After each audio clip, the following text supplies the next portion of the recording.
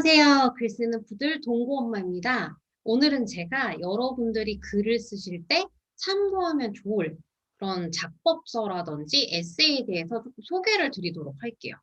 많은 분들이 글을 쓸 때 일단 글을 쓰면 되지 뭐하러 작법서를 찾아보느냐라고 좀 의문을 가지시는 분들이 많이 계실 것 같아요. 그거는 무슨 얘기랑 똑같냐면요. 야, 수영을 할 거면 가서 수영을 하면 되지. 수영 강습을 왜 들어? 이런 거랑 좀 비슷한 내용이라고 생각이 들고요. 또 이제 다른 예시로 좀 들어보자면, 야, 그냥 가서 수영하면 되지. 수영하는 사람들이 왜 모여서 수영을 하고 이야기를 해? 이런 거랑 좀 비슷하다고 보시면 될 것 같습니다. 제가 혼자서 글을 쓸 때 가장 크게 느꼈던 막막함들이 뭐였냐면요. 저는 당시에 본업이 따로 있었어요. 직장인이었고, 또 학과 전공도 글쓰기와는 전혀 상관이 없는 그런 것들을 배웠습니다. 그런데 사회에 나와서 일을 하고 밤에 혼자 글을 쓰다 보니까 내가 이걸 왜 쓰고 있는지, 그리고 남들도 이렇게 고생을 하면서 글을 쓰고 있는지, 그리고 대체 이런 돈도 안 벌리는 생산성이 없는 글쓰기를 내가 왜 집착하는 것 같은지, 이런 것들에 대한 의구심이 들었고요. 또 이제 쓰다 보면 여러 가지 기술적인 그런 의구심도 좀 생기잖아요. 내가 과연 아는 사람들 사이에서는 글을 좀 쓴다고 하는데 정말로 글을 좀 잘 쓰는 건지, 그런 것들은 어떻게 판단하는 건지. 그리고 또 그래도 여러 가지 분야가 있기 때문에 내가 맞는 분야는 어떤 것일지, 그리고 또 장편과 단편을 쓸 때 차이점 무엇이 있는지, 이런 것들이 사실 굉장히 많이 궁금하고 다른 사람의 경험담도 사실 듣고 싶어요. 근데 그럴 기회가 별로 없죠. 왜냐하면 아시겠지만 주변에 지금처럼 작가라는 타이틀을 달고 활동을 하시는 분들이 예전에 사실 많지 않았거든요. 그리고 지금 나와 비슷한 연차를 가진 또는 비슷한 궤적을 걸어온 사람들의 이야기를 듣는 것도 사실 중요하지만 나보다 먼저 그 길을 걸은 사람, 그리고 그 길에서 어떤 뚜렷한 성취를 낸 사람, 이런 사람들의 뭐 시행착오라든지 경험담, 조언 같은 거를 듣는 게 사실 더 많이 심적으로 도움이 될 때가 있거든요. 그래서 저는 작법서를 챙겨보는 편이기는 한데요. 근데 정확하게는 작법서라고 말을 하면 안 될 것 같아요. 저는 이제 글을 쓰는데 이러이러한 거를 배워라 라고 하는 책보다는 나는 이렇게 글쓰기를 해왔고 이러한 시행착오를 겪었고 이러한 에피소드가 있어 라고 하는 이른바 작가들의 에세이 책을 조금 더 좋아하는 편입니다. 하지만 읽다 보면 그 경계가 약간 모호해지는 지점이 있어요. 왜냐하면 내가 글을 어떻게 써왔는지, 그 시절을 설명을 하다 보면 내가 글을 어떻게 연습했는지, 글쓰기는 어떻게 하면 조금 더 잘 쓸 수 있는지, 그리고 어떻게 하면 좀 책 출간을 조금 더 효율적으로 할 수 있을지에 대한 이야기가 자연스럽게 섞여 들어가게 되거든요. 그래서 저는 여러분들한테 추천드리고 싶은 오늘의 책은 이제 작법서라고 하기보다는 그러한 글쓰기를 먼저 경험한 작가들의 일상 에세이지만 팁을 얻어갈 수 있는 그런 작품들이라고 보시면 될 것 같습니다. 제가 첫 번째로 요즘에 가장 심적으로 힐링을 받았던, 치유가 되는 듯 했던 책을 먼저 소개시켜 드리도록 할게요. 바로 이 책이거든요. 짜자잔. 여권이라 잘 안 보이시죠? 이렇게 하면 잘 보이실까요? 매일 쓰고 다시 쓰고 끝까지 씁니다. 이 책은요, 세계문학상에서 망원동 브라더스라는 작품으로 상을 타신 김호연 작가님이 쓰신 책이에요. 근데 이 책 같은 경우는 읽어보시면 알겠지만 이분이 원래 시작은 시나리오 작가셨거든요. 그런데 시나리오 작품을 계속 쓰는 와중에 이게 영상화가 되지 못하고 자꾸 엎어지는 경험을 하시다 보니까 출판사에서 일을 하시기도 했고 후에는 이제 시나리오 작업과 소설 작업을 틈틈이 겸해서 하시는 거를 해 오셨어요. 그리고 현재는 작품 활동을 계속 활발하게 하고 계시는 작가분들 중에 한 분이기도 하고요.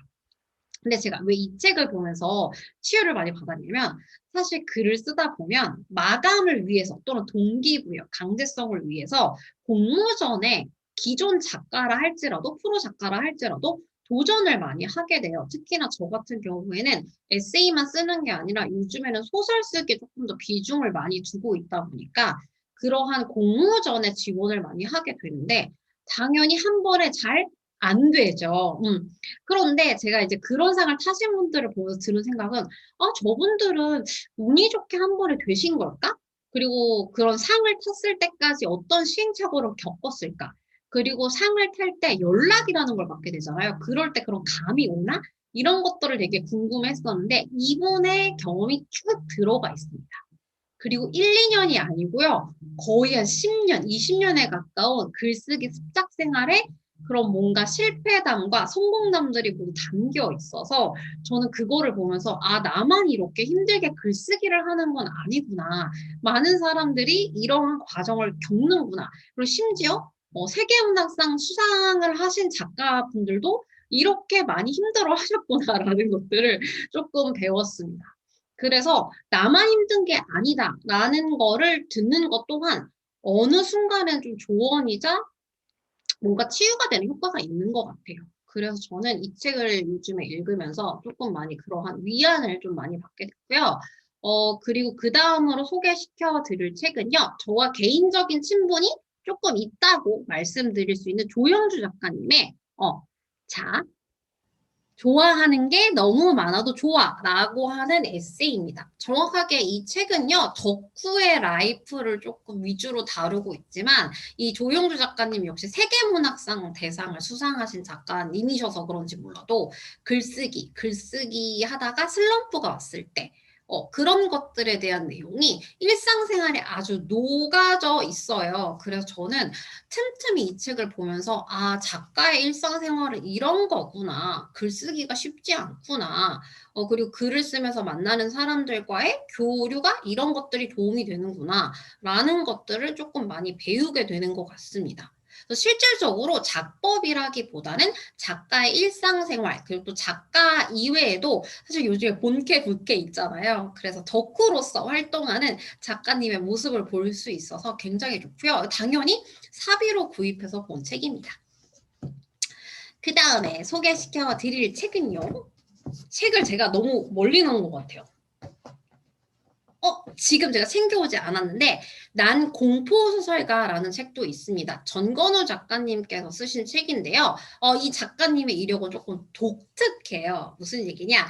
우리나라에 진짜 씨가 마르고 있는 공포 문학을 정말 위주로 다루시는 작가 선생님이시거든요. 소설을 위주로 쓰시고 있고요. 방송 출연도 많이 하고 계신데 이분 같은 경우에는 어린 시절부터 호러 매니아셨다고 해요. 그래서 어린 시절부터 이제 지금까지 내가 왜 공포라는 장르에 대해서 이렇게 좋아하게 됐나를 에세이로 적으신 글인데 그 사이사이에 습작했던 내용들이 조금 담겨 있어요. 예를 들어서 취업이 돼서 서울로 와가지고 회사를 다니게 됐는데 이제 회사에서 퇴근하고 나면 이제 그 낡은 노트북으로 내가 쓰고 싶은 이야기를 쓰는 게 하나의 돌파구였다라는 이제 그런 내용들이 나오거든요. 그러면서 좀 도움도 많이 되기도 했고, 그리고 이제 소설 쓰기에도 여러 가지 장르가 있을 수 있는데 그 중에서도 장르 소설이라고 우리가 부르는 것들, 미스터리, 범죄, 뭐 스릴러, 뭐 이런 것들, 이런 장르에 대한 이야기를 조금 더 가깝게 들을 수 있어서 저는 너무 좋았던 것 같아요. 그리고 현재도 활발하게 활동을 하고 계시는 작가분이라서 그러한 이야기들이 이러한 세월, 굉장히 오랜 세월을 통해서 한 장르에만 이렇게 사랑에 빠질 수도 있구나라는 거를 조금 배웠던 것 같습니다. 그래서 저는 글을 열심히 쓰는 것도 중요하고 당장 글쓰기 하는 것도 중요하지만 글을 나보다 먼저 쓰고 여러 가지 시행착오를 겪으신 분들의 이야기를 듣는 게 굉장히 큰 도움이 된다고 생각하는 편이에요. 그래서 저는 현재도 글쓰기와 관련된 책들은 나오면 종종 찾아보곤 하거든요. 그래서 여러분들도 글쓰기를 하실 때 뭔가 막막하다. 뭔가 이거에 대한 경험이 있었던 사람들 이야기를 듣고 싶다 하신다면 이러한 책들을 참고를 하시면서 위로와 조언을 얻으실 수 있었으면 좋겠습니다. 그러면 오늘은 여기까지 하도록 하고요. 다음 시간에도 여러분들이 궁금해하실 내용을 가지고 찾아오도록 하겠습니다. 다음 시간에 만나요. 제발!